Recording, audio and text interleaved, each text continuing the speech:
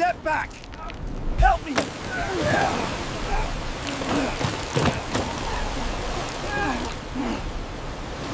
Hold on!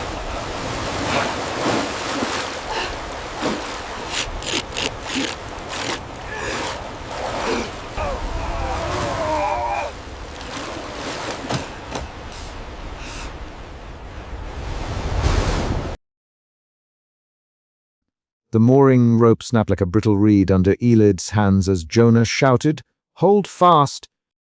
And a chunk of quay tipped into the black water. Fear moved through her shoulders as she hauled. She felt the quay's foundation give under their boots. A carved wooden stake popped free of mud and clattered at her feet, the child's name half filled with sand and seaweed.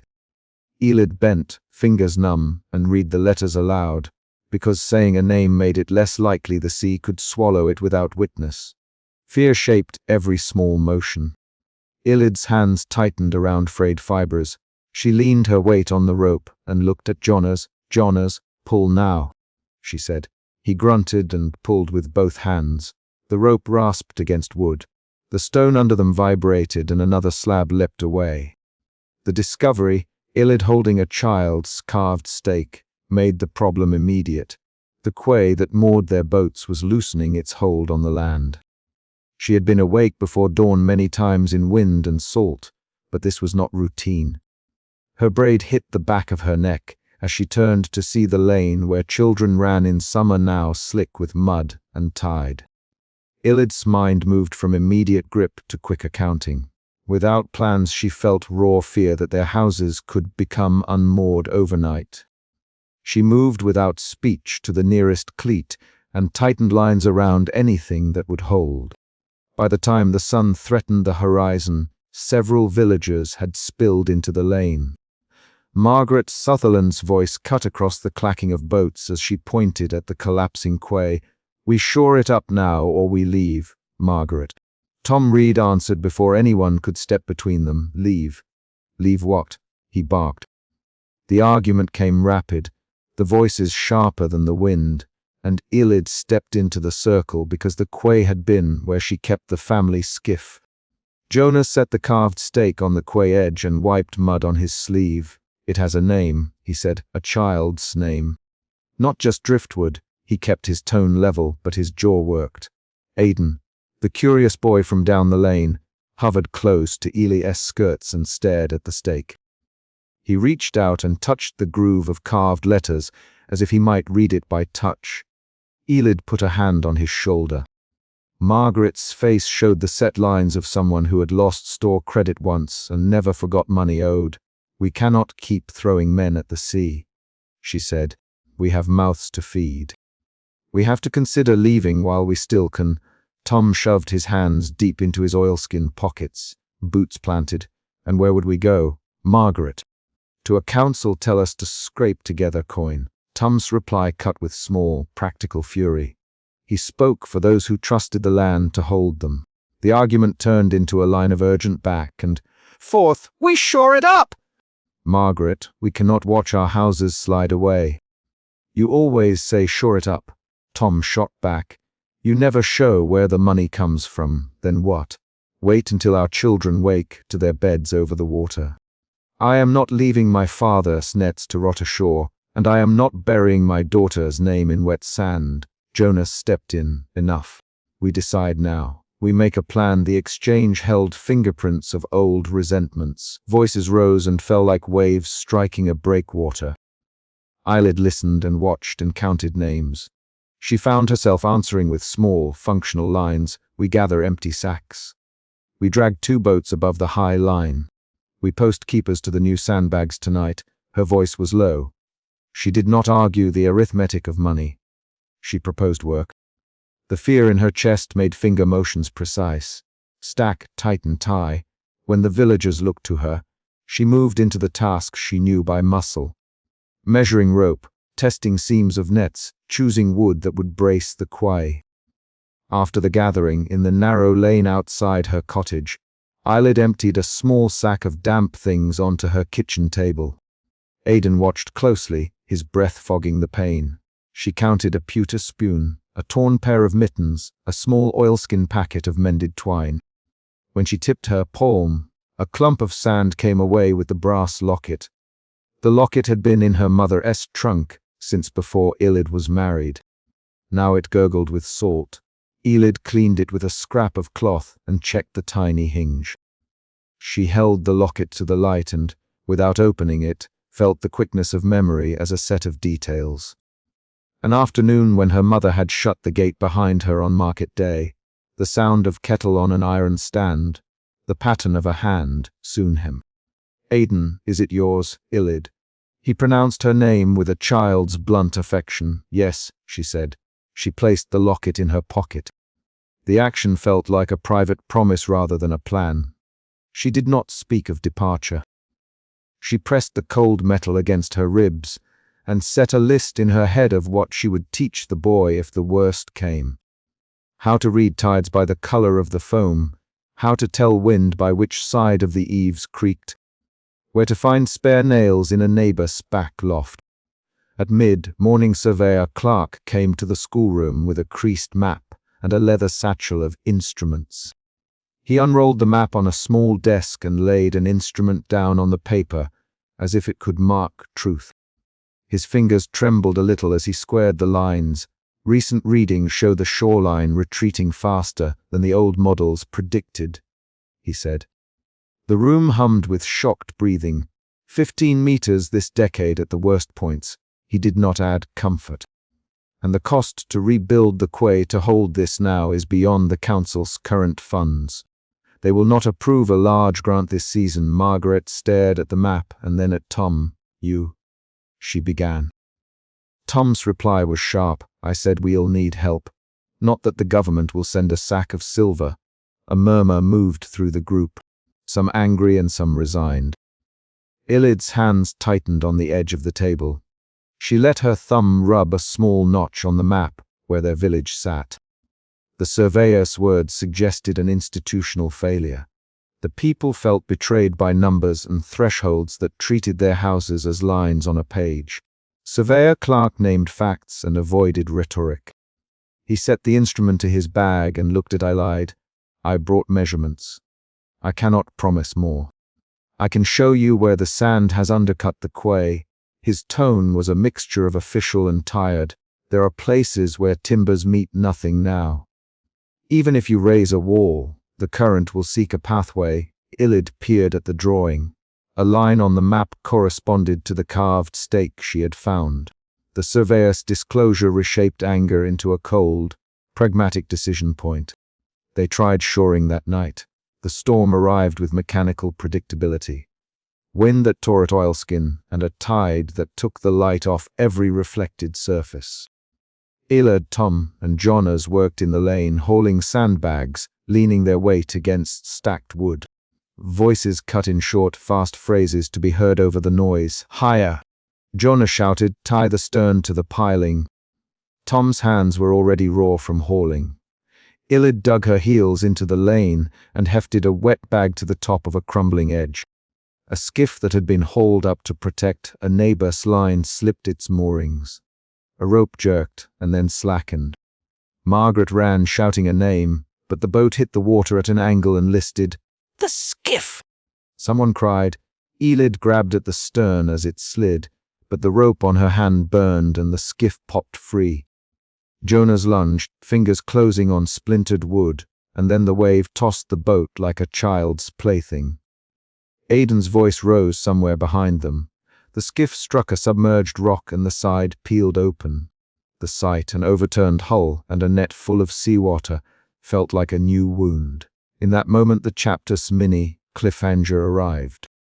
A neighbor's small boat, one that had carried a father's fish for 20 years, was pulled away and speared by wave. No one could reach it. They watched a familiar shape vanish from reach, and the village's confidence wavered. People moved from anger to frantic action. "Tom, pull." Margaret cried, "Jonas, now!" The names came like commands because names focused hands on tasks. They pulled lines until their arms burned and lungs stung from salt and cold. Then the worst thing happened. Under a sudden, tall swell, a portion of the quay let go. A lantern bearing pathway collapsed, and Jonas lost his footing. He went down toward a channel where the water had already carved a gap. Elid heard a hard intake of air.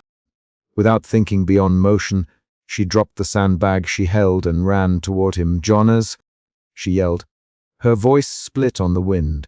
She grabbed his jacket as the wave took him and felt his weight pull at her.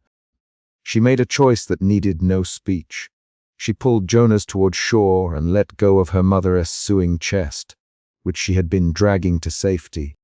The chest hit a plank, slid, and was carried away in a ribbon of foam. Elid's hands cramped around Jonas' arm and she hauled him up onto firm stone. He coughed sea and salt and clung to her shoulder. Tom and Margaret hauled them both farther from the edge. The sea took the chest and the last intact section of quay where it rested. Elid's breath shuddered. She had sacrificed an object of personal history to save a neighbor. Her hands were trembly. Jonas gripped her with wet fingers and said nothing. The decision, plain in its cost, left no room for regret until later. Dawn found the villagers wading in shallow water to count what remained. They spoke in clipped sentences and names. House 3 lost its back wall, someone announced. Mrs. Kerr's loft is wet through. Elid moved among them, handing out scraps of paper and damp names to be written in a ledger. She marked who had lost nets, who had lost a skiff, and who had lost store of salt. Voices alternated between furious accusation and low apologies. "I should have driven more piles." "Tom, we should have done more," Margaret returned. The list of small failures became a ledger of need. Elid kept her face steady and distributed the damp notes. Her movements were deliberate. Fold, place, hand across. She found herself telling Aidan how to copy letters on a sheet. "A for Anna, I for N," she said, and watched his small hand trace the letters. The ledger became a record not of lost trade but of names, people equated with places. Elid felt her fear shift into a different motion. A heavy resolve to make sure names persisted on paper if not on stone. They walked the exposed mud at low tide where stakes and the rib of a half-sunken boat jutted like broken fence posts. Elid kneeled and ran her fingers along a stake that stuck out of the sand at an acute angle. A cluster of barnacles scored the wood, and the grain showed knife marks where a child had bored his initials. She found the same child's carved name as on the stake she had pulled from the quay. Dirt worked into the grooves. She scraped gently with the edge of her fingernail until letters became clear. Tommy. The name was small and readable, and for a single measured instant, it occupied more of her attention than the water. Aidan pressed forward, the hem of his coat muddy. "Who was Tommy?" he asked. Elid pointed to the name and told a plain, concrete memory. He used to bring his boots in the autumn and leave them by the hearth. He liked to eat fish with lemon and would hide a herring for later.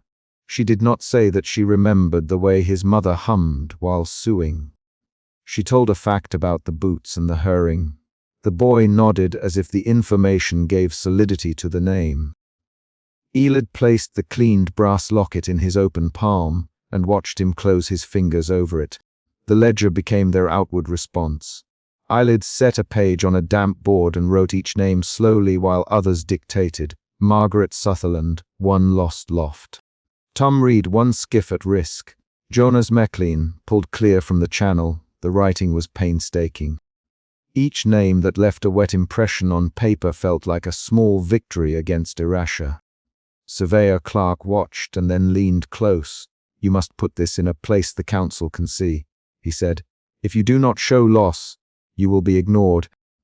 His voice had the sharpness of someone who had sat through many bureaucratic meetings. That afternoon, while others repaired ropes and stacked what could be salvaged, Elid walked the lane alone to inspect a section of wall that had split 2 days prior. She tested mortar with the butt of her hand and found salt mottled in the mortar mix. She found a nail driven at an odd angle that had been meant to hold a plank. The details were concrete. The spiraled grain of a nail, the split along a plank where a wave had found purchase, Her fear shifted again, not into panic now, but into measured calculation. She measured the distance between two capped posts and saw that a future storm could widen it by another foot. That night, when the village gathered under a single leaking canopy, voices were lower and more practical than before. Margaret moved among the small groups, speaking of neighbors who might take families in. Tum argued for pooling nets to sell bigger hauls to a distant market. Jonas offered to lead a small team to rebuild a section of the shore using sandbags and salvaged timbers. "We do not have coin, Jonas, but we have hands and time. Let us offer the labor and ask the harbor towns for timber on credit." He looked at Elid as he spoke, waiting for her to nod. "Elid, we can drag 2 boats out and block the current's path. We can teach the children to run warning lines. We will bind the ledger and take it to the nearest magistrate tomorrow with the map." Her sentences were short, shaped to be repeated and followed. Others murmured agreement and set small tasks. The conversation kept moving. Every few lines a new practical plan appeared and was either accepted or discarded. No one promised guarantees. They offered labor, barter, and record. When the small band split to their tasks, Elid returned to the tidal flats with Aidan. The boy's palms were still clammy from the locket. He, quietly, "Will we lose the lane, Elid?" She looked out at the ragged line where the sea had chewed and considered an answer that would not be blunted by fear nor false comfort. "We will keep what we can and teach what we must. We will write the names and show the ledgers so others cannot say we had nothing." The sentence named action and record instead of swelling into abstract hope. At low tide they reached the half-sunken boat. Sun hit wet planks and the sheen made salt and algae glitter like metal flecks. Elid knelt and touched the boat's rim. It was warm from the day's brief sun. She pointed out to Aidan how algae grew in horizontal bands where water met wood and how to judge how high a wave had reached by the ring where pebbles had aligned. "See the notch here," she said. "When the notch is 3 fingers above the rim, do not leave nets overnight." She showed him how to lay a line and knot it so a small skiff would not be swept when it lifted. By the time they returned to the village, the ledger had grown heavy with pages and names. People had placed items of consequence in a central shed for transport. A chest of joiner's tools belonging to Mir. Bell, a coil of rope that had belonged to a woman who mended nets for a living, and a small oilskin packet with ration coins someone had kept hidden. They argued briefly about what must be carried first, and who would be left to watch the houses. The conversation produced local decisions rather than heroics. 2 men would go for timber, 2 children would watch the shore, and 3 women would copy ledger pages into separate books. The next morning, Elid walked the exposed mud once more before the tide returned. She tested a stake and found it still loose. She kept the brass locket against her palm and felt the cold warmth of metal, a precise sensory anchor. She placed the cleaned locket into Aidan's small hand and said, "Keep it until winter and bring it to the schoolroom on market day so we can copy the initials into the ledger." Aidan blinked, then gripped the locket with both hands as if its weight were a duty. They set out at midday to deliver the ledger and the survey notes to the nearest administrative house. Surveyor Clark walked with them and carried the map. Margaret argued about the order of signatures they would seek. Tum worried aloud about who would watch the boats. Jonas kept turning the map in his hands and pointing to the lines he thought could be defended by piling stone brought from a distant quarry. The journey was a line of tasks and arguments. Each sentence carried a direction or an objection. Before they left the village boundary, a neighbor came running with a quick, choking breath. "An outfall collapsed on the eastern bank," he said. "Water has cut a new channel under Mrs. Kerr's shed." The new external event stung like a slap. Everybody changed course at once. Margaret's jaw tightened and Tom swore. The small crisis forced decisions. Who would stay, who would walk on? Elid handed the ledger to Surveyor Clark and said, take this with you. We need it recorded before another bank goes." She pushed her hands into the map roll and felt the surveyor's reluctance and duty balance like a scale. They returned to find a section of the lane hollowed and a neighbor's pantry half filled with silty water. People worked with short, blunt commands, buckets. "Wheel it out!" "Shut the lower hatch." The physical work translated fear into motion. Elid pulled a soaked curtain out with others and carried a box of preserved lemons to a dry corner. She set the box on a bench and felt the muscles in her arms ache with purposeful exertion. At dusk, when the sky had a hard edge and the last of the light hit wet stones, Eilid gathered names again and handed the ledger pages to the village clerk for binding.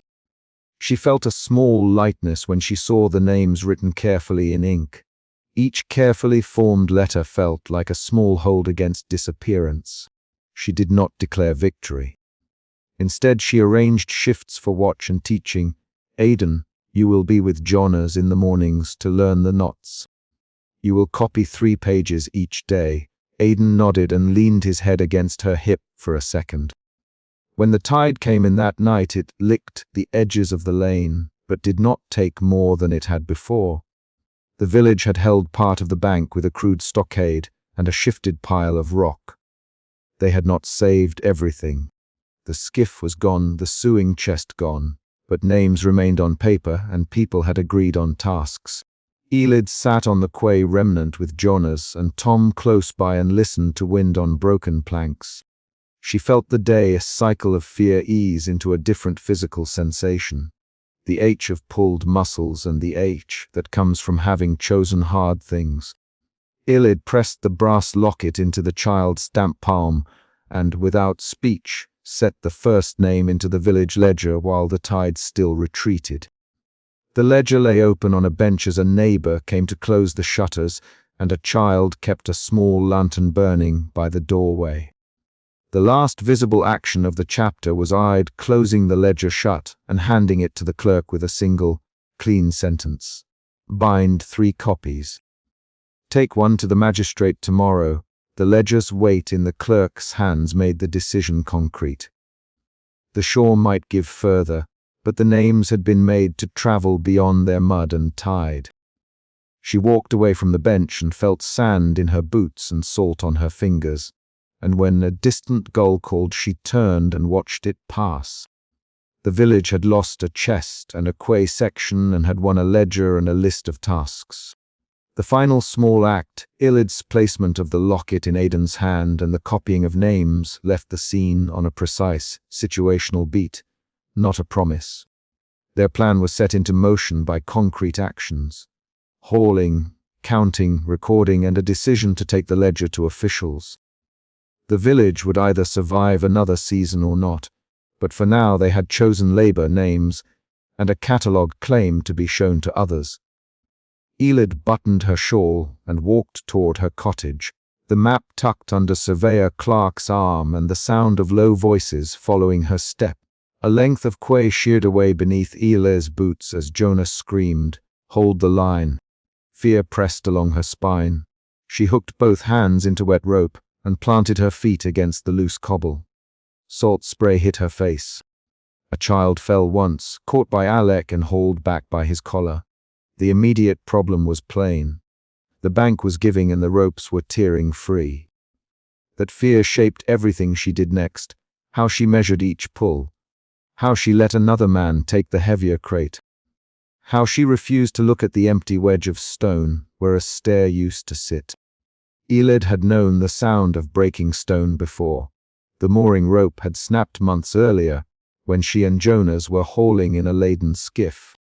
Jonas had shouted then too. She still felt that first snap under her palms. Now the quay split farther along, and the work turned from hauling fish to saving what the village kept of itself. She wedged her shoulder against a crate and shifted it toward higher ground while Jonas yelled orders in short bursts. "Jonas," Elid, and the word carried over the wind. "Aye." Jonas answered, past the slate box up. "Look for the nails." Jonas moved without argument. In the next minute the green filled with voices trying to be useful. Villagers shoved crates and dragged barrels. Morven, the mason, bent over the edge and peered at a hairline trail of crumbling mortar. Isla shoved aside a soaked blanket and lifted a child's wooden stool. No one spoke for long. Action took the place of speech. They ran the bank in two directions, hands and words. Alec and two younger fishermen waded into the surf to wrest a half-broken rowboat ashore. Elid counted the men and called names. She felt a pull of anger when she saw timber left half, buried where it had been stacked for repairs. Who left the piles so near the lip? She asked, not to accuse but to find the cause. It was meant for the new quay. Illard Morven. Council granted us only half the timber last year, then took the rest back. Jonas Illid, did you mark the stakes before the tide? Jonah spat. I did what I could. The tide came in wrong. The villagers argued in short lines, quick as rope knots. Jonas' voice was gravel. Morven's was precise. Isla's answers came with the clipped rhythm of someone who mends nets for a living. We shore it. Morven, we salvage first. Jonas answered, we can tee both. Isla. Three men talked over one another. Alec broke in, we pull what we can. Then we drive stakes tonight. That's at the first choice. Eilid heard the plan and felt a shift from fear to determination. She tightened her shawl and set a small iron spike into the mud beside a broken crab pot, as though it mattered to the whole village. Decisions now would decide who lost a house and who kept a hearth. They moved to the green for a council hastily arranged beside a low lantern. The meeting was loud at first, then narrowed into sharp, quick exchanges. Morven laid out a strip of sod and pointed at cracks in the bank with a splintered stick. He spoke of foundation stone and old grants. Jonas spoke of weather and tide lines. Isla named the families who could not afford to move. Elid listened and read the ledger she and Isla had recovered earlier. Her fingers rubbed the sodden pages until the pencil marks bled like wet charcoal. This ledger is older than I thought. Illard, look at the penciled margin here. Isla leaned in. That's a dike plan. Morven's jaw went tight. A dike. Who built it? Eyelid opened to the folded chart. The lines showed a shallow earthwork running along a cove they now called nothing more than a slump of sand. There was a note in a different hand. The grant lapsed in 1936. The name below the signature was smudged, but a corner of the paper showed a stamped seal. The wall was once paid for. Morven, not ours. Someone else held that duty. The new information changed the room. Illid felt the second emotional shift, from determination to a slow, tightening suspicion. Suspicion when people think something permitted has in truth been allowed to fail. Jonas looked up at her in a way that said he had suspected this too, but kept it to avoid blame. The ledger and the chart pushed the argument beyond simple salvage. Morven insisted they could shore the bank with the village timber if everyone agreed to heavy labor and a night shift. Jonas argued that the fishermen could not spare men for a full rebuild. The next day's catch depended on boats undamaged. Words became a quick skirmish. Jonas, Morven, voice flinty, you sail at first light. You cannot ask men to gamble their work, and you can tell wives they'll be homeless by morning. Jonas shot back. Isla spoke then, voice short and sharp. We have children here. We either save them or salvage the chairs. There were 3 rounds of fast exchange. Elid kept her answer small. We try both, she said. We send Alec and 2 men to salvage. The rest drive stakes. Alec can take 2. Jonas, he knows mud. Alec shrugged. I'll go. The agreement was thin, held together by urgency. Elid felt the fear return, now edged with anger. Anger that a village's fate had been left to the weather and to the thin patience of distant authorities. She tucked the ledger under her shawl and walked to the lane with Isla. They moved toward the half-sunken cottage where the next beat of the day's discoveries lay. Water lapped over a threshold and made a sucking sound as they lifted the sodden boards. Inside, a chest stuck to the floor. Elard and Isla pried at the iron latch until it gave with a small, wet sigh. Inside was a ledger, edges gone soft with water, and a folded chart wrapped in oilskin. There are names. Isla, Ilid turned the pages. The ledger listed householders and a column of numbers. Dues, perhaps, or payments for shore work. Most lines had been crossed out years ago.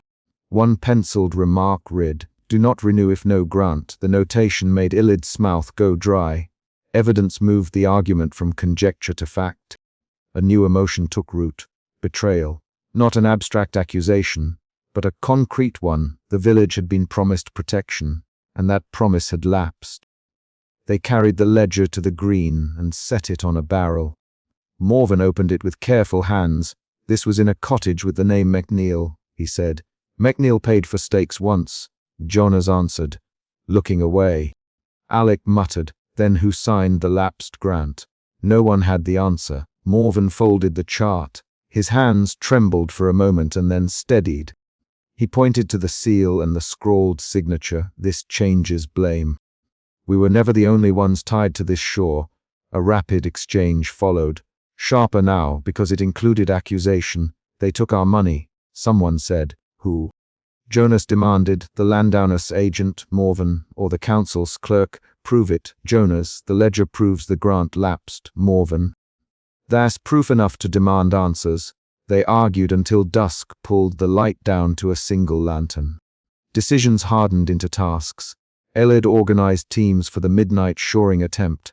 Alec and 2 men drew a dinghy free of nettle and rope. Jonas went to fetch extra nails and the thicker stakes that still sat dry in a barn on the village edge. Isla tied bundles of rope and checked every knot twice. Night came with a low moon and a thin wind. The tide had exposed a strip of mudflat where, at low tide, men could drive stakes into firmer ground. Elid led the crew out in a small boat. She rowed 1 stroke and felt the cold sink of the oar. The air tasted of brine and iron. Her hands were steady. Inside her the emotions shifted again. The suspicion that had made her rearrange plans softened into grim resolve. "Alec, hold the lantern steady," she said. "Hold steady." "Ilid," Alec answered. They worked in a rhythm. A stake into the mud, a man to tamp it, a rope wrapped and pulled tight. The moon cast a flat line of reflection on the water. For a time the work sounded like a practiced machine. Thud, tamp, pull. Then a long stake they tried to drive broke with a hollow crack. The sound cut through the night. Again, lied, "It's rotten down here." "Alec, we missed the deep timber," Jonas muttered from where he knelt. The failure shifted the mood sharply. Where before they had hope, now they met practical defeat. Eyelid felt her shoulders drop a fraction. She tasted salt and mud.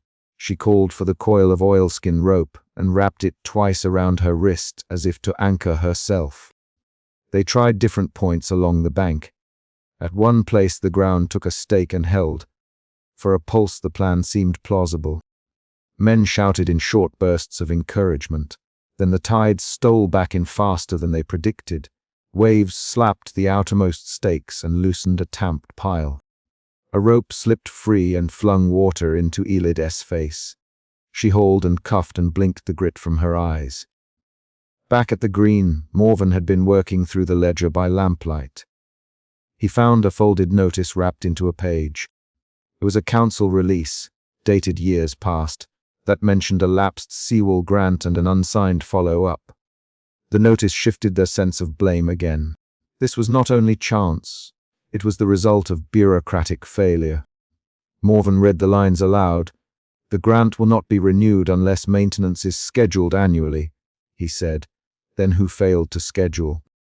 Jonas demanded. "A clerk's error, or a landowner's neglect," Morven answered. The discovery made the villagers angrier than the storm had. Their anger was practical. It looked for names, for dates, for a person to hold accountable. They set a watch that night to guard the remaining quay. They argued over whether to send someone to the county seat to demand records. Elid found herself drafting a simple list. Names to call, times to leave, who would watch the children.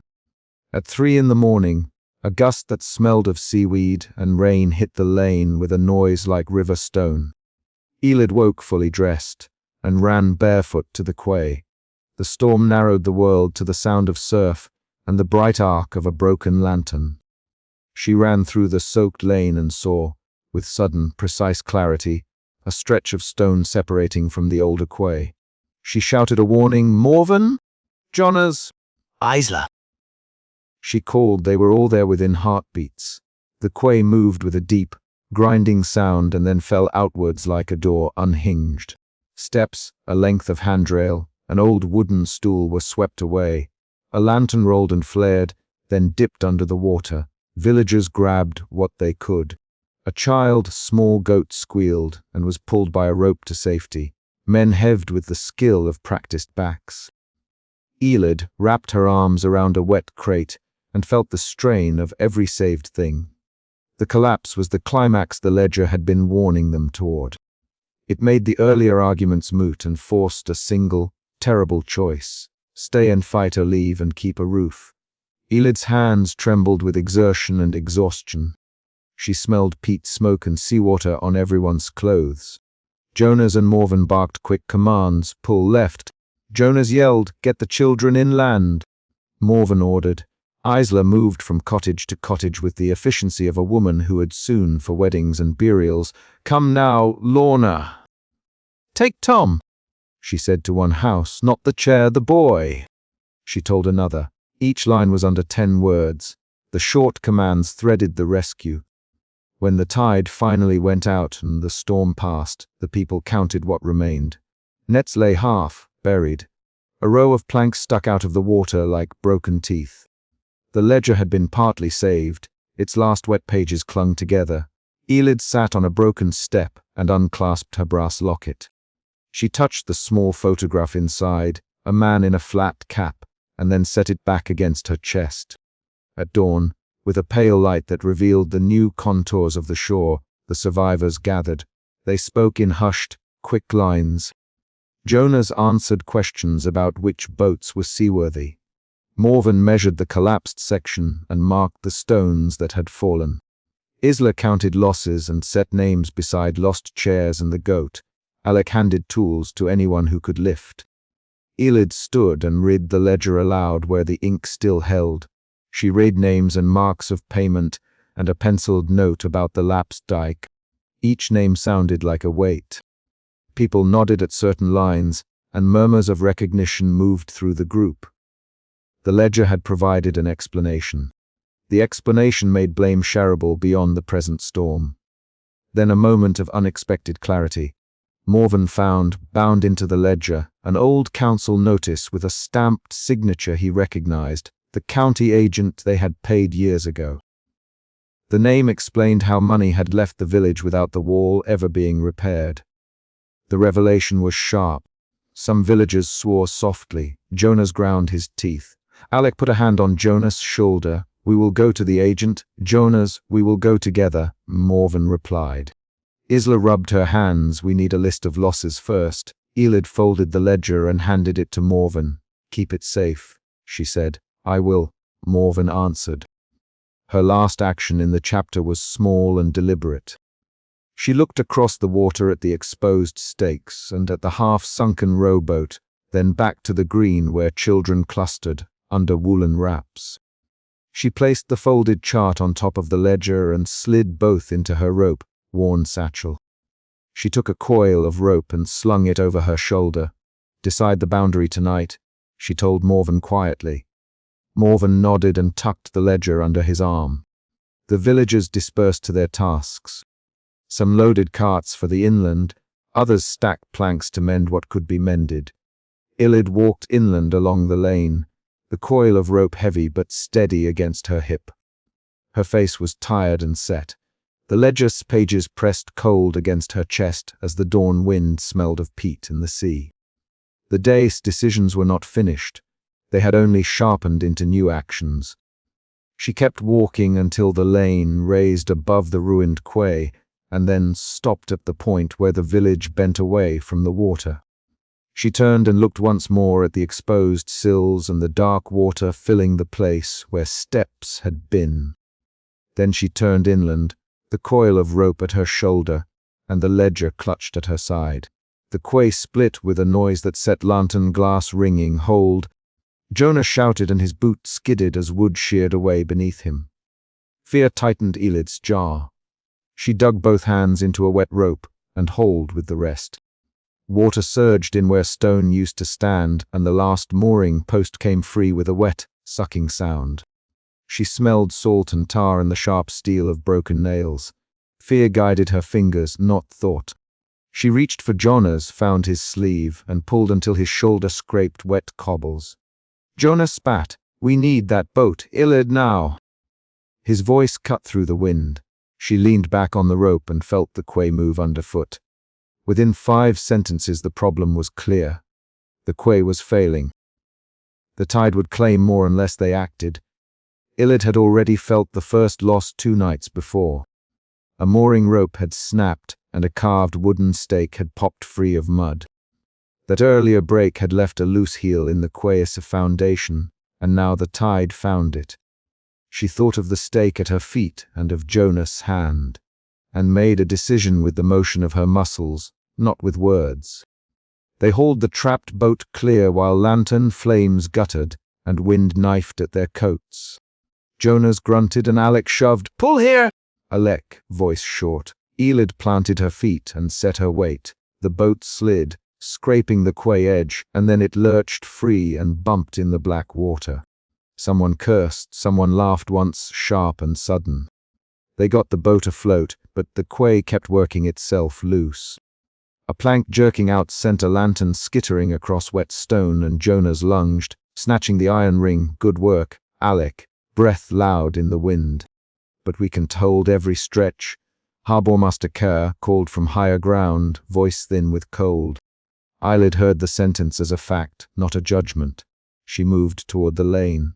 The lane smelled of peat smoke and salt. People gathered with lanterns in their hands and shawls taut. Voices split quick. Some, "Get bags, leave now." Others, "Not my house." "Not my nets." Ilid heard both sides and felt doubt press along her spine. Doubt came first. Could they save what mattered? That doubt shifted to fear when a child cried out, and then to a small, fierce resolve. Inside the meeting loft, the room was low and close.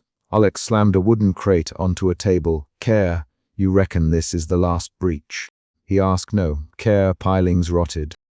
Culvert undermined. The harbourmaster knelt and rubbed mud from a map, fingers leaving dark streaks. Landowner never repaired the drain. "We patched what we could. The tides found the rest." His voice calmed, exact. The sentence rearranged the argument around blame. Voices rose. "We leave." Then a woman said, "Or we fight." Another answered. Alec cut in. "We done t abandon the records. We done t abandon the names." He met Ilid's sighs. She felt a quiet pressure in her chest and a tiny flare of anger. "Alec," she said, "we decide what to take. We done to choose houses. We choose what remembers us." She meant the chest of names and the brass locket in her satchel. Her hands moved then in a way that matched her words. She smoothed her shawl, fingers finding the fold where the locket rested. Outside, an attempt began. Men and women formed a line along the exposed bank, passing sandbags and tying spare ropes to iron rings. The tide pulled the bank away in slow thumps. Alec barked, "Send the child away from the edge!" and hooked Isla by the sleeve. Isla's feet slipped, and Alec dove forward, hands clamping around her collar and holding her back. The air left Elid with that single, held breath. They worked until their sleeves stung and shoulders ached. The makeshift barrier held for a while, then a deeper thud came from the quay. Water pushed through a seam and the sandbags slid. Alec shouted, "Back! Back!" People retreated a few paces. Jonas lashed a spare rope around a stone, pulling until his fingers whitened. He looked at Elid and nodded once, a small order. Elid tightened her grip and pulled with everything she had. At low light, Harbourmaster Kerr waded out to inspect the new breach. The water licked his thighs and the moonlight made a white strip on the surface. He crouched and probed with a pole. "Rotten pilings," he said, voice flat, culvert washed. "See here." He dug with the pole and a rotten beam floated free, black with mud. The man spat and turned his head. "The landowner's been collecting rent and not a single repair has been done." Kerr's discovery shifted the conversation from immediate panic to slow anger. Alec slammed his palm on the table. Care, who do we make look after it? Alec demanded, who pays? Care named a distant estate and a small, brittle name that did not comfort anyone. Jonas leaned forward, eyes hot. They took our stone and left us to hold water with sacks. Jonas, they'll answer for it. Ilid held a box of papers to her chest and listened. She had walked past the broken rope 2 nights ago and had smelled the iron where it broke. That day, she had felt the quay give just enough to bruise the soles of boots. Now Care's words made sense of the bruise. The revelation was a twist. The village's fate had a cause beyond weather and age. That change altered what they could do. It moved people from shaking heads to planning action. They split tasks. Alec organized the youth to carry what they could. Jonas and a few men drew strapping across the lane to haul heavier chests. Ilid gathered letters, shipping logs, and the brass locket. Take the ledger first, she told Alec. The names must travel. Alec nodded. I laid. Get the locket, too. Her hands moved with steady motions, folding cloth around paper, tucking the locket into a small wrapped bundle. At the threatened cottage near the lane's end, the roof sagged and the front threshold leaned toward the tide. Ilid and 2 men forced the door. Water had already soaked the floorboards. They worked quickly, Jonas clearing a fallen beam while Alec held the door. Ilid found a crate with baptismal names and a bundle of letters. She lifted them, felt their weight and the wet at the edges. Her fingers left dark prints. They carried boxes along the lane while lanterns bobbed. A gust shoved at them and a plank gave beneath Alec's boot with a sharp crack. The collapse sent a lantern tumbling and Jonas yelled, "Watch the plank!" He lunged and dragged Ilid back by her shawl. They both landed on wind. Slick stones, thank you, she said. Jonas answered nothing at first. He was checking his fingers. Then he grunted and pushed to his feet. The attempt to hold the quay failed at the peak tide. A thunderous fracture ran through the stone and timber. Splinters flew. A lantern toppled and fell into the surf, glass chiming once before it went dark. "Action, move!" Ilid saw a length of the quay cracking, like a fault line. Her hands closed on Jonas's arm.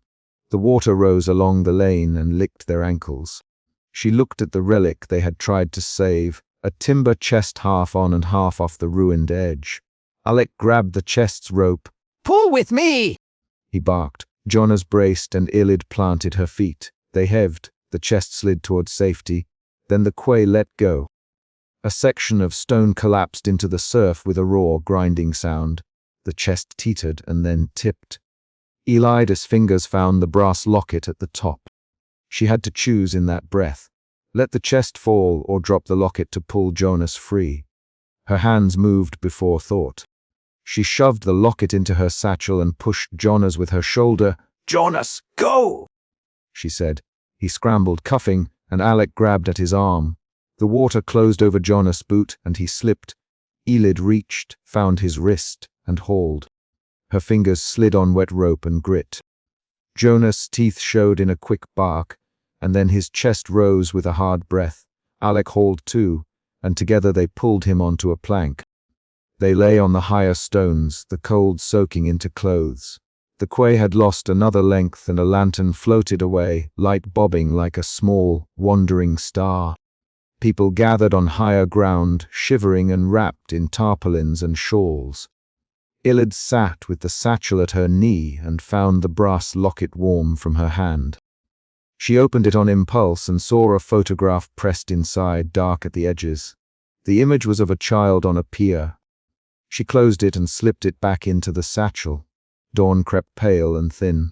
Someone counted aloud what had been rescued and what had been left. Ledger, Alec, locket, boat ropes, Jonas added. Isla stood close to Elide, teeth chattering, blind with sleep. Voices were small, factual. They listed boxes and nets, names and barrels. The list itself was the work of people trying to make loss measurable. After the counting, Harbourmaster Kerr walked to the exposed tidal shelf. He bent and picked up a rotten piling and held it out for all to see.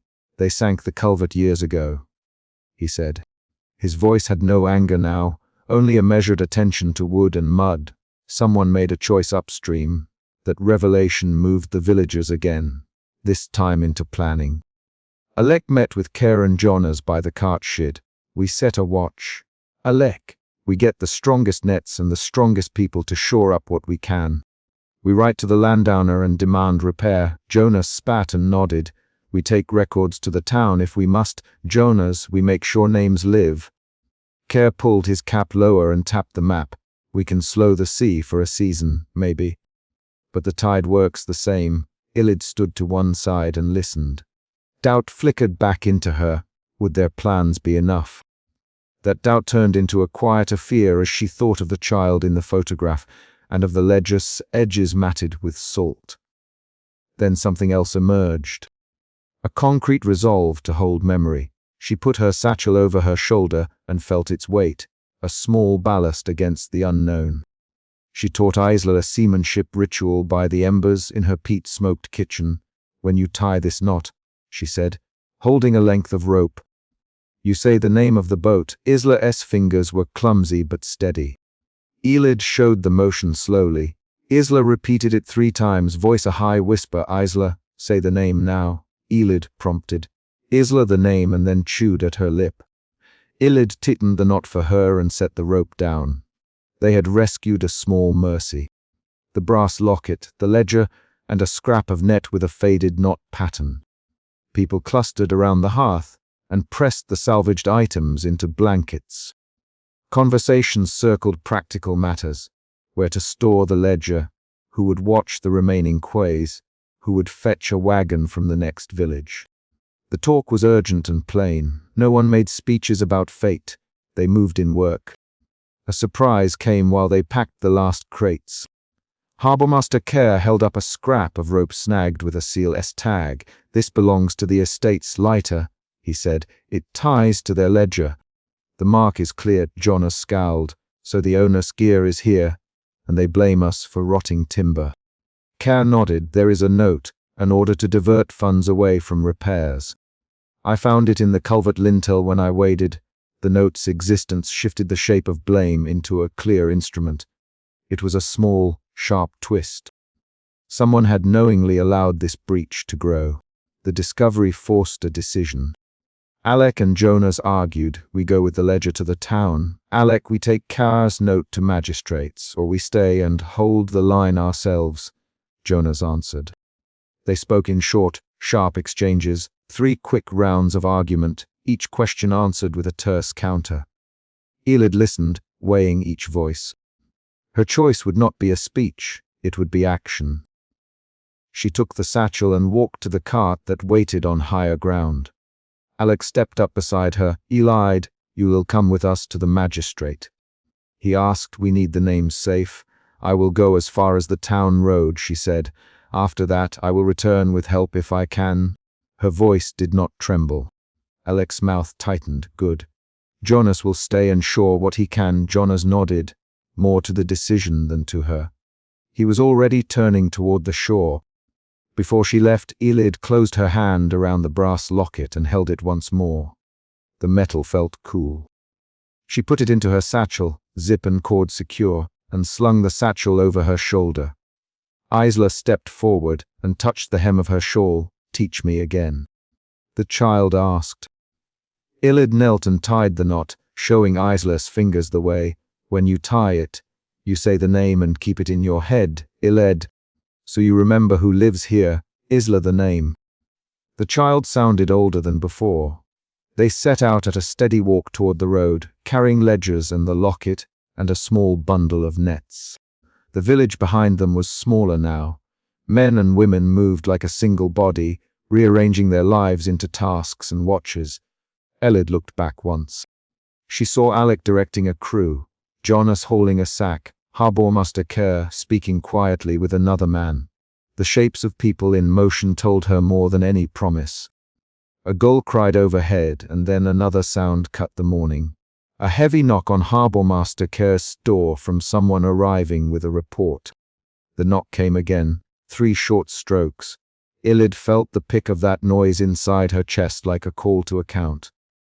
She tightened the satchel strap and took a step away from the lane. The satchel bumped against her hip and the brass locket lay quiet inside, holding a small, human picture against the pulse of the sea. They walked toward the cart and toward the road, with names and things that might keep the village known. The tide had taken another length of quay, but people had taken memory in return. The immediate fight was unresolved. The culvert was rotten, the landowner blamed, the sea patient. The chapter closed with Elid lifting her foot onto the cart step and hearing the knock again, measured and persistent, as someone came to bring news. Emotion root. Fear shaped Elid's first choices. Doubt, anger, and resolve shifted her through decisions. She moved from doubt to fear to a quiet, planning resolve, and back and forth as discoveries turned the problem from natural decay into a deliberate neglect. The actions in this chapter, pulling the boat free, hauling the ledger, choosing who would go to town, resolve the night's immediate danger and set new tasks. The brass locket rests in Elid's satchel. The knock at Care's door becomes the closing beat, a concrete sound that threads this chapter into the next. They hauled the chapel bell up the slope as salt water curled around the churchyard stones, and a tilted headstone listed toward the tide. Fear tightened Elid's hands as she took the bell, rope, and planted her feet on the wet grass. Jonas shouted orders, breath white in the cold, and Alec lashed a rope around the bell's crown. The sea licked at the low wall below them. The stakes that once marked graves squealed with salt as water found new gaps. Elid moved with a steadiness born of watching lines and tides for decades. She had seen quays given mooring posts come free. She had felt ropes strain and snap under her fingers in other nights.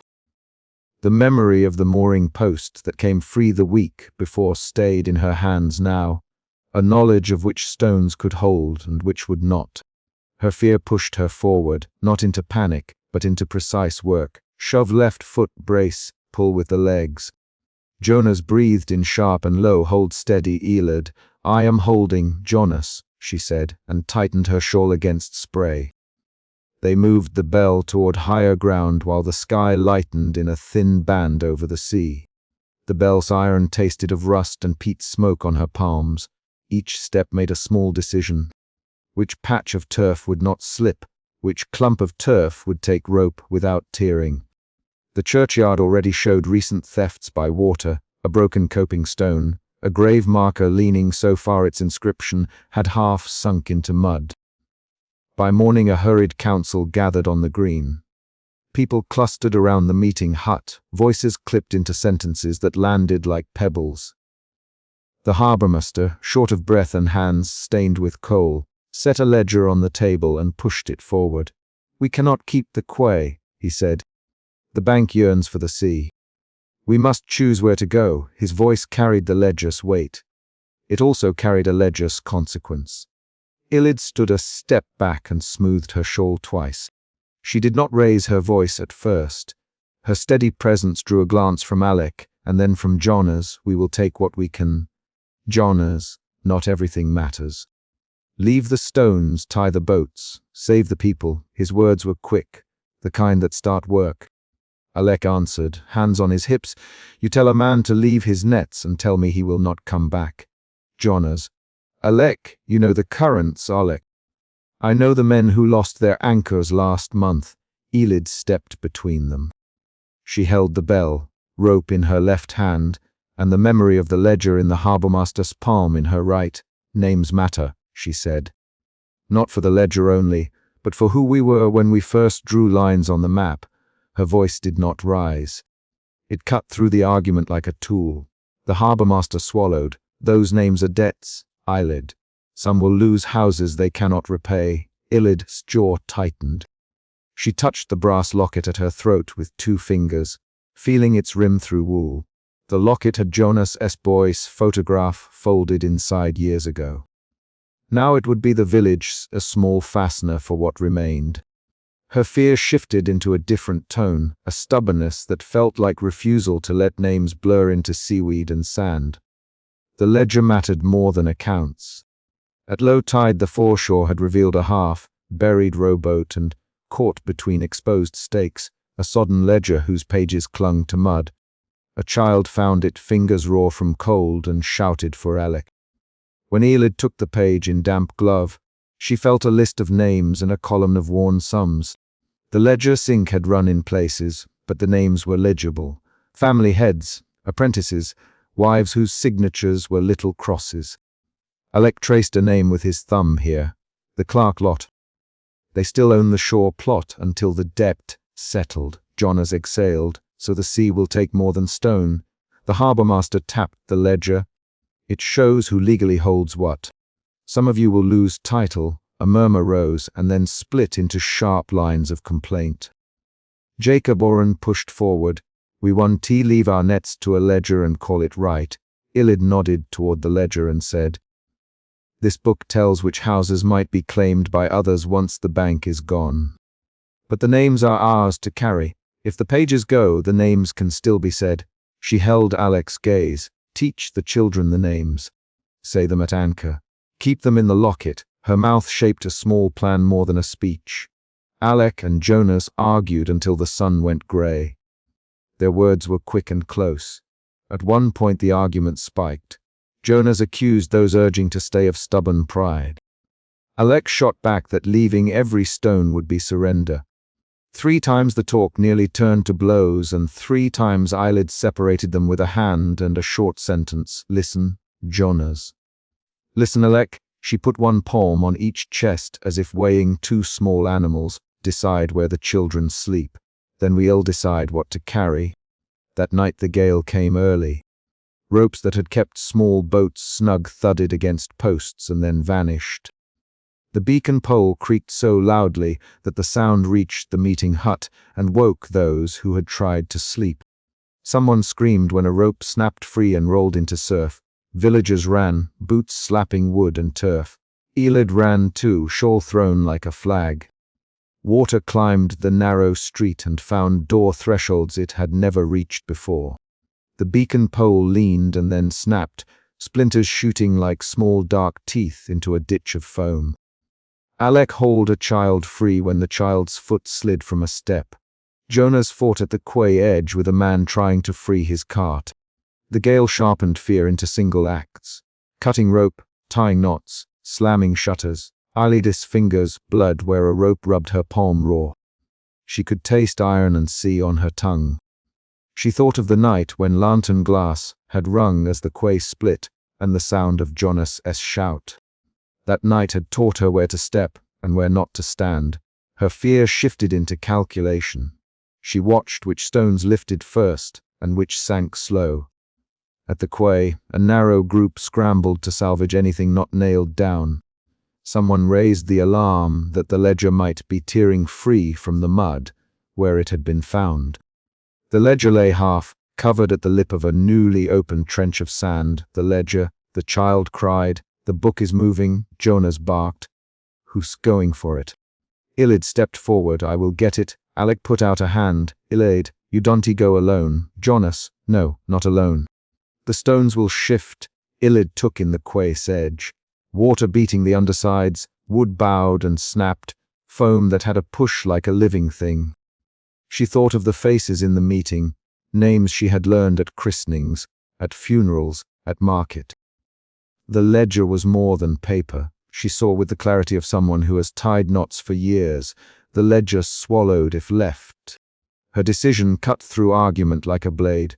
She tied a short line to her waist and handed the other end to Alec. Hold me, Alec. Plant your feet and do not let go. Alec wrapped his hands around the rope and said, Elide, think carefully. She nodded once. I have thought. They moved onto the stones together. The tide hissed close and took one small corner of the quay. Each step made the stone shift. Each boot made a new problem. Jonas moved 2 paces behind them, hands steady but voice strained. The ledger lay a few yards out, its pages exposed and flapping. The half-buried rowboat near it bumped against stakes like a trapped animal. When Eilid reached down, a wave pushed sand from under the ledger and it slithered half free. Her fingers closed on soaked leather. For a moment she believed she had it. Then the sand slid and the ledger tipped, a corner catching on a sucking trench. Water pulled at it. Alec's rope tightened. The ledger began to slip. Ilid hooked her boot into a cleft and hauled. Alec braced and grunted. Jonas shouted a direction. A wave rose and smashed against the quay like a palm. Elid felt the ledger move toward the trench. She slipped a hand into the back pocket of her satchel, found the brass locket, and put it inside the ledger's cover as an anchor. A private act of joining names to memory. A hand gripped her shoulder. Jonas' voice was a short command. Clutch and pull now, they hived. The ledger slid free of the sucking sand and into Ilid's arms. For one breath she held the book against her chest and could not read the names through the wet. Then a piece of the quay tore away like a plank pulled from a ladder. Alec's boot twisted. He cursed and then swore as rope scratched skin. Ilid staggered back and slipped as a stone went. The ledger flew from her grasp and disappeared into a dark mouth where water rushed in. Jonas lunged forward and his hand closed on her sleeve. He pulled, fingers digging wool. Her boots found no purchase. For an instant the world reduced to the sound of rushing water and a single, hot pain in her gut. Then she felt Jonas' weight and Alec's hands hauling taut. The rope cut into her waist. She tasted salt and mud. When they tumbled back onto the quay stones, Ilid clutched the brass locket instead of the book. The ledger had gone with a small, angry sound as sand collapsed. The villagers stood around them in sodden coats, breathing hard and silent. The loss landed first as a physical thing. Paper gone, names sinking. Voices rose and fell as people tried to make the loss into work. We couldn't save everything, someone said. We saved what mattered. Elid sat on a broken step and opened her hand. The locket's clasp was cold and damp. Inside, where a photograph had once rested, she pressed her thumb and felt the imprint of a face in metal.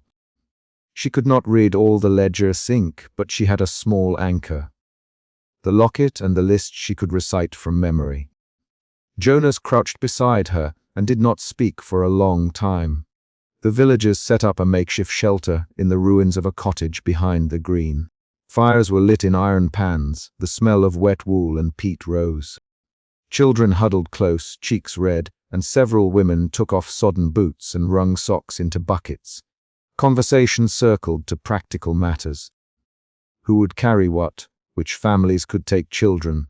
Which houses were still sound enough to shelter a dozen? Ilid the harbour master the ledger's most damning parts as she remembered them.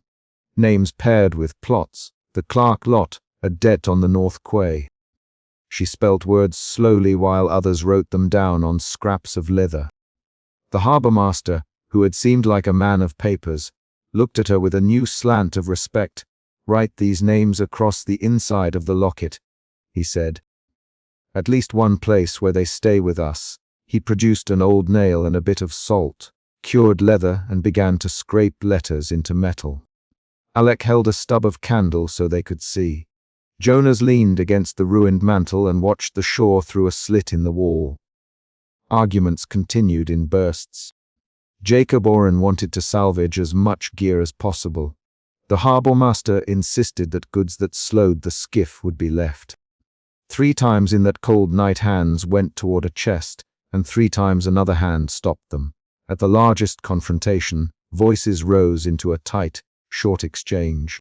Jonas, you would risk the children for a chest. Jacob, you'd have them leave their nets. Alex snapped. We cannot drag everything. Ilid cut in quietly. Bring what helps a family to row. Bring what keeps a child warm. Leave stone. That exchange settled the immediate quarrel. The decisions people made were concrete. Who carried a stew pot? Who took the dinghy? Who wrapped the knitting for a baby? The village argued itself into a set of choices that night. Near midnight the storm hit a new pitch. Water rose inside low doors and pooled in the meeting hut. A small party went out to the beacon and found that the ropes they had tied there had been chewed by waves. Alec and Jonas worked together, shoulders against a broken post, while Ilad checked the children's knees and tied mittens tighter. As the gale spent itself near dawn, the village moved toward departure.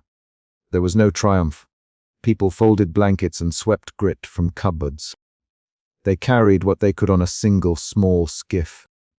Elid tucked the brass locket inside her shawl and, while she tied the knot of the rope that would hold their bundles, she taught a young listener how to say each name out loud. The child pressed close and repeated slowly, Mary Clark Duncan Ewan. Jonas McCrae. Eilid corrected the child's rhythm, a small, exacting teacher. She showed the child how to wipe mud from a name and hold it in the hand like an offering.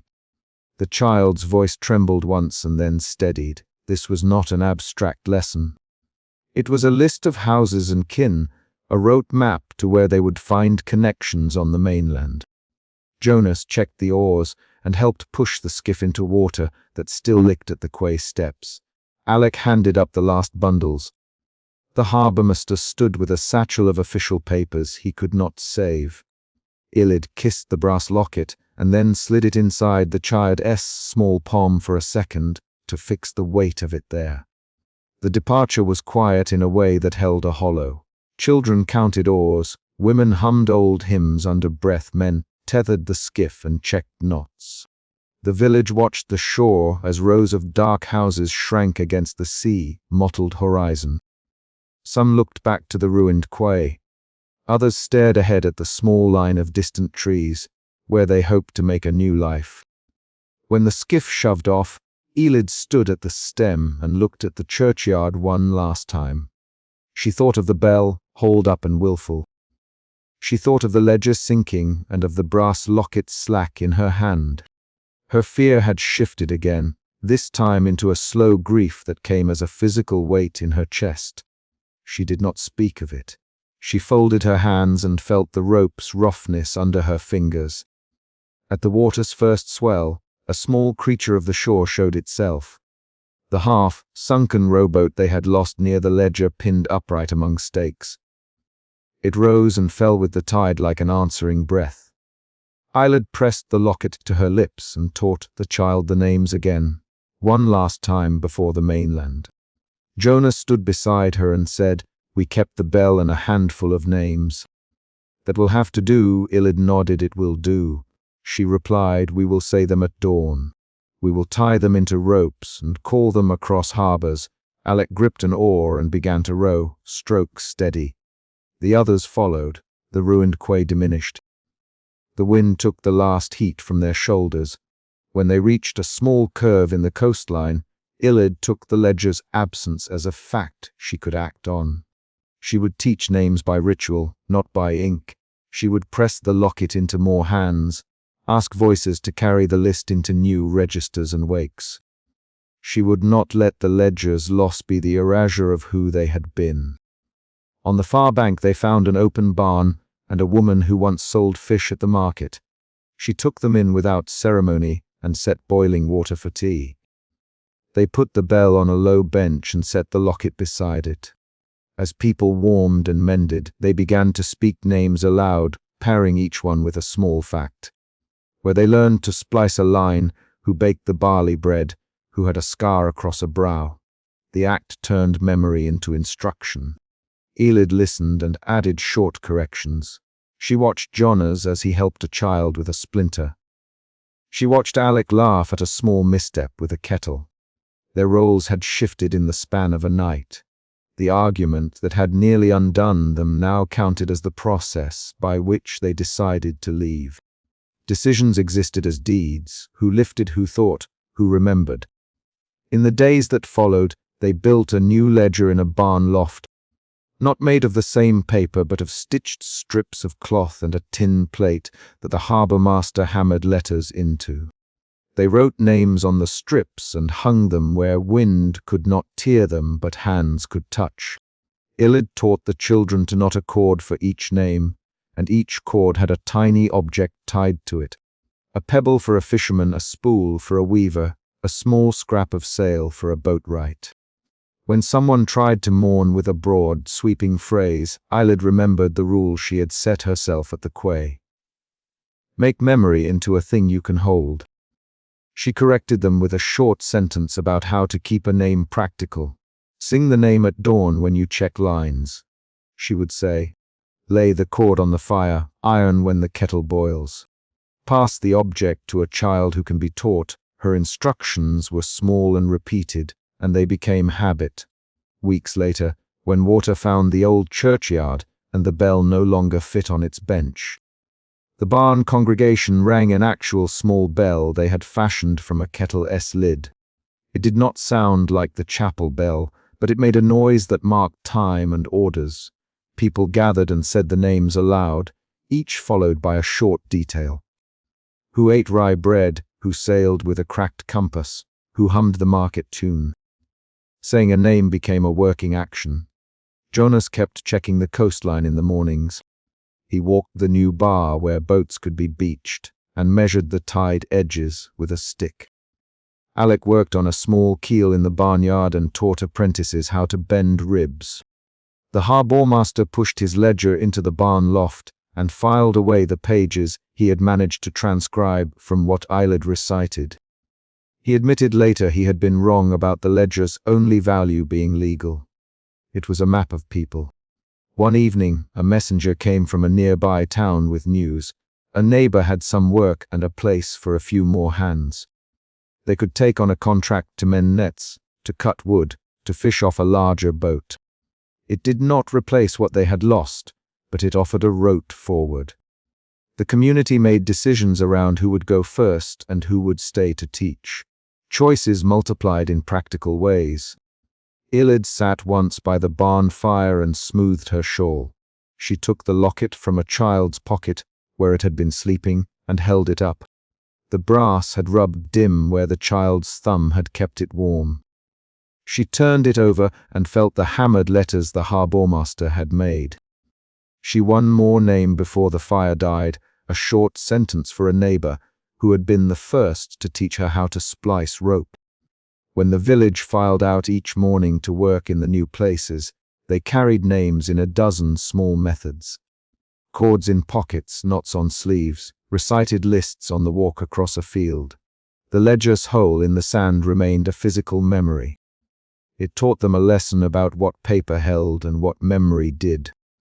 The sea had taken stones and a book, but it had not taken the way they spoke each other's names, the pattern of fixing a net, the exact fold of a casting line. In the barn loft, Eilid hung the brass locket on a nail beside the stitched cloth strips. She walked past it each morning and touched it once. She taught one more child to say 5 names and to knot 5 cords. The child's fingers moved clumsy at first and then neat. Eilid watched and let a small, quiet satisfaction spread through her shoulders. She still held fear in the edge of her hands when she checked ropes at dawn, but the fear had changed.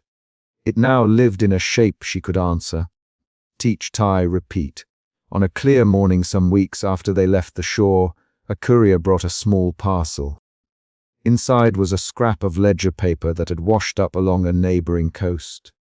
A trailing strip contained a single name not yet recorded in their barn book.